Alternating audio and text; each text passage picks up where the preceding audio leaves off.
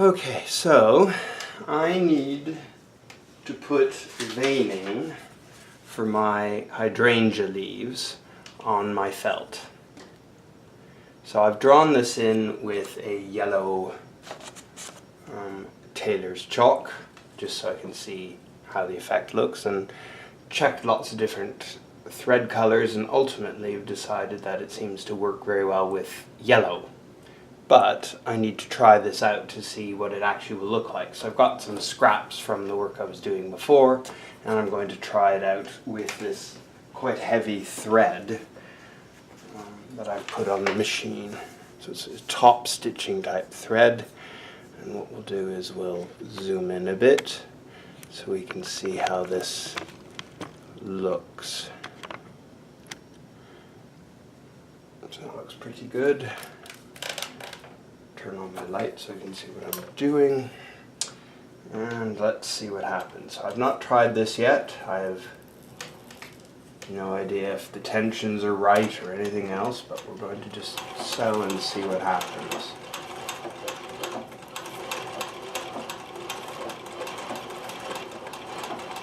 Okay, so first observations are reasonably okay.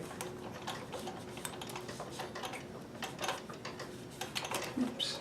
Okay. Bit of a problem with bobbin thread there, which I knew might be an issue, because I'm using bobbin thread. Oh no, it's okay. It's buried. But so the first thing I can say is that's a little on the fine side. So let's fix the bobbin and increase the length. So I'll do a little trim. Let's see if this looks a little better with a longer. Let's try it with a much longer stitch up to its maximum. Let's see. We are sewing felt here, so you never know how well it'll feed, and we'll do that beside it. Actually, it's feeding very well. How does that look? Okay. So both work quite well. You could definitely work with the very fine stitch. You can build up a lot more. Let me try somewhere in the middle and see if that provides an acceptable result. We definitely need to increase the tension when the stitch goes on. We're getting loops on the bottom, so we'll ramp up that tension. Reduce it to 3.5, and let's see what happens.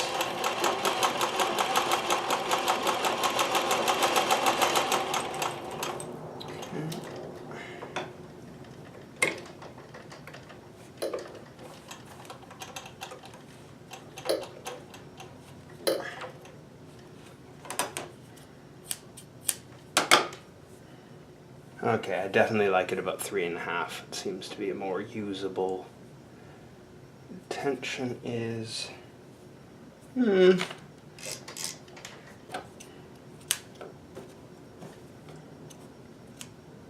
fresh piece, and see how our tension is now.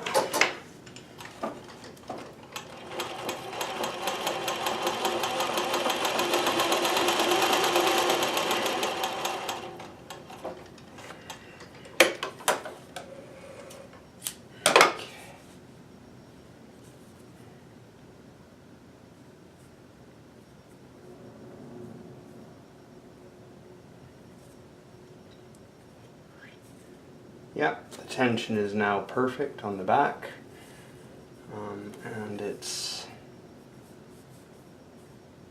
quite good there. I think I can actually increase it. Now that it's buried more in the fabric, I think it warrants a slightly longer stitch.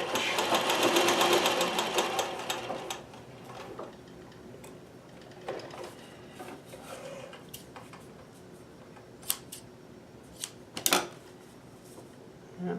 Perfect tension on the back, good results in the front, so I think we can have a bit of fun and try this out now. So off we go.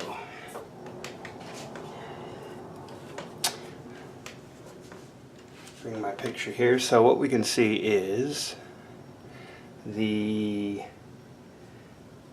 veining is larger towards the bottom than it is at the top. So I'm proposing to do one stitch all the way to the top and then another one down, and then gradually as you do each one of these veins you can increase the width, and that should keep it correct so that it gets wider.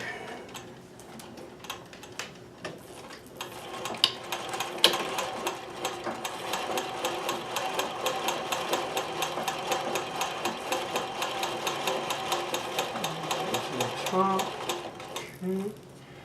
And then what we'll do is we'll spin around and come all the way back down on the outside.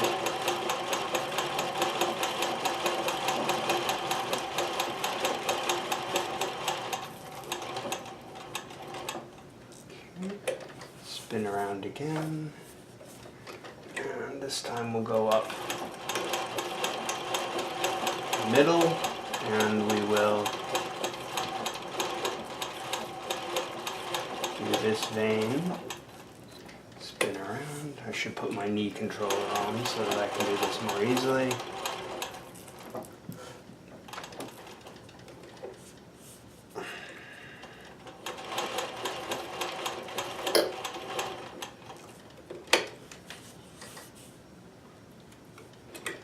For the top veins, because they're very thin, I'm trying to keep my stitch on top of each other. We'll come down here, and go to the bottom,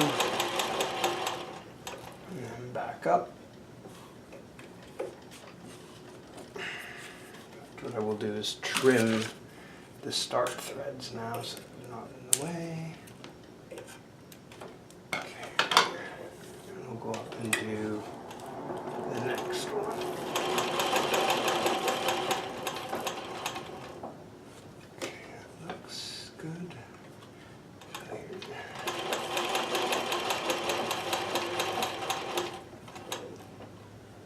So let's see if I can bring you in a bit to show you what's going on without my hand in the way.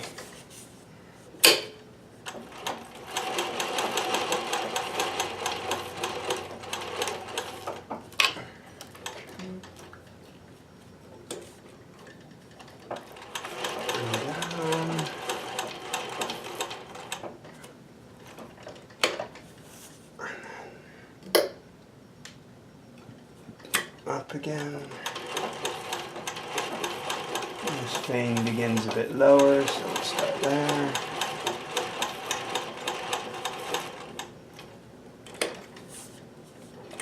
Back on the same line.